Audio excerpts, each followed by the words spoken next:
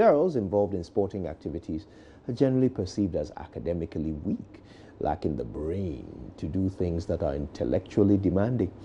And of course, in our build-up to the 2018 Africa Women's Cup of Nations, this week, Joy Sports' Gary Al Smith has been speaking to a girls' football coach and some young girls about this perception in his documentary titled All to Play For. The responses have been quite intriguing.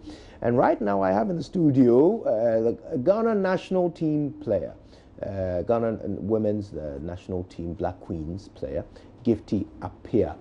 So let's talk a little bit more about this. Gifty, how nice to see you. Thank you for coming. Thank you. Right now you're a professional footballer. Tell me, how beneficial has it been to you, to play the game, particularly as a woman? It has got to be good. I mean, if it wasn't good, I probably would have quit. But I still can't quit because of the passion for it. The game has been good. It has done me a lot of awesome things because I've traveled around, and I have because of the game. I mean, about 95% of all the travels I've made is based on the game. I have met people I usually wouldn't have met, in the mainstream. But I think it's been beautiful.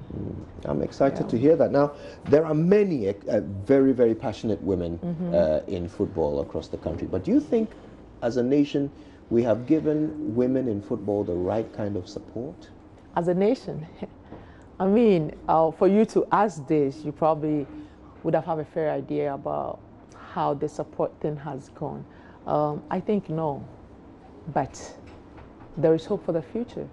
We all know how things are in this country with other divisions in sports, but for the Blasters, it has been hard. It's been hard, but we are just hopeful that with time it will get better. I mean, just this morning we were reading some headlines in the newspapers about a delay in the payment of Black Queens bonuses. It's on the back page of the Daily Graphic. In fact, I'd love to read a little bit of the story. It says, almost 3 years after participating in the All Africa Games in Congo, players of the Black Queens are yet to receive their bonuses as the government promised to them. The Queens beat their Cameroonian counterparts 1-0 in Brazzaville to win gold at the Pan-African Games in 2015. But Ministry of Youth and Sports has since reneged on its promise. Were you part of that team? No, I wasn't. Okay, all right. Well, 3 years ago this happened. Wonderful victory for the Black Queens, and yet payments still not come through. Is this a typical situation? Do you often see this happening? For this particular case, I think the normalization team have addressed it. I was in camp, they were there, they spoke to the players, and I'm pretty sure they are putting things in place to get that resolved. But it took 3 years. I don't know. I don't know how possible for it to get that far, because national team plays and you expect that the players will be remunerated for whatever it is they did, but it happens. Now, I know that as a female footballer, sometimes Ghanaians might have some negative things to say. They certainly seem to have a certain stigma, a certain perception of female footballers here in Ghana. Have you encountered any sort of unpleasant remarks or comments or questions? Well, we just choose to take it as one of the occupational hazards. It's not sometimes, it's most of the times. I really don't know what it is with us in this part of the world, but it probably might be our culture, the kind of tradition we have. We associate football with men. And even though times have changed and the game is getting wider and wider, people are accepting the fact that women has the talent and they can also play the game. But the story is quite different. It's still so hard to get a family and friends to accept you for the fact that you play football. It's a hustle. You are tagged as being a boy.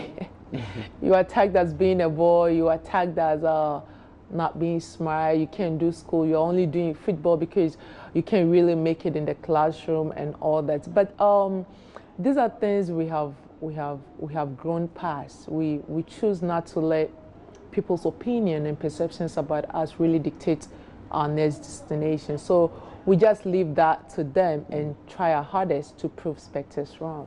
What do you think we can do? What would you like to see being done to make this game more attractive to women? As a nation, it's hard. It's really hard.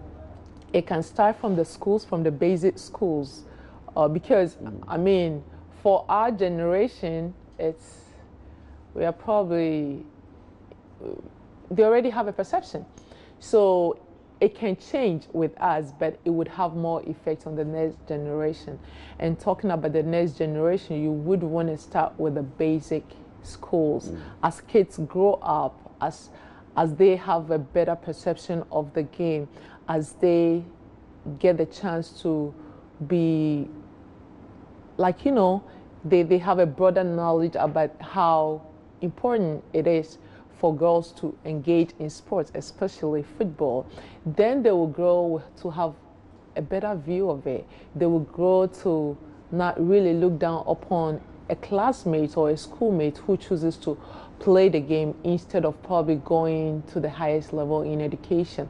With that, then we could have a generation where a girl is accepted for the career she chooses to do, because it comes with a lot of sacrifice. It comes with a lot of passion. You would have to go through a lot of struggles. The challenges way supersedes the benefits in this part. Yeah, the rewards. Which in makes this part me of the wonder, country. why do you do it? Basically, it's out of passion. Yeah, it's passion is pretty much the only thing that keeps us going. Let's talk about life after the game. I mean, do you play full time? Do you do other things on the side? Pretty much. I play full time. I do other stuff, but I put football ahead of them all. Yeah. So what happens your career has a sort of a finite timeline, doesn't it? Like the men as well. Of course. What happens after football? After football, life continues. Yes. You want, like, is it just me or in general? I'm pretty sure the girls who are playing now and those who are yet to get to the highest level, they have mentors who they look up to, who talk to them. I mean, past players have made mistakes, and it's normal. It's not just football. It's life in general. Yeah. People who have to take the step, make mistakes, and for the next generation to learn from it. A lot of the girls in the national team now are already employed. They have about 70 to 80% of the girls are with the security services, which is a good thing. So after football, I mean, they are working as they play football, and those jobs are guaranteed after football. The rest of them who are not employed, they still have time. They have other things to do. Some want to get into entrepreneurship. Right. Others would want to do other stuff. So life after football was good. Well, we have a minute to go. So here's how I want us to spend it. There are a lot of young women watching us right now who are perhaps quite inspired by your example and what you've achieved. But it's not easy.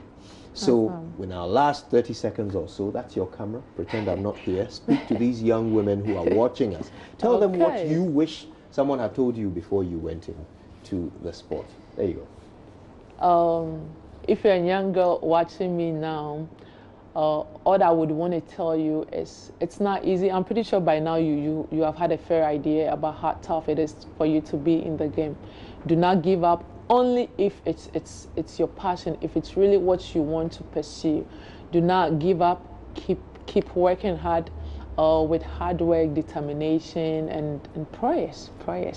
Be disciplined, be humble, be dedicated, and just have the desire to play. And I am so positive that you would really reach where you want to go to, because society will reject you. Family will be on you. Friends would at a point not want to talk to you because they feel they are making it and you are not making it. But just keep your faith. Keep working hard. You are definitely, I'm so positive you will get there. You'll make it. just work hard. Gifty Appiah is a player with the Black Queens, and like all of our national footballers, she's a national hero. Thank you so much for making the time to be with us. You're welcome. Thank you for having me. Wow. I'm quite starstruck. I don't often get to meet national footballers. Very excited. The AM show continues. There's quite a bit more coming up, but we've got some very important messages from our partners. Stay tuned. We're back after these.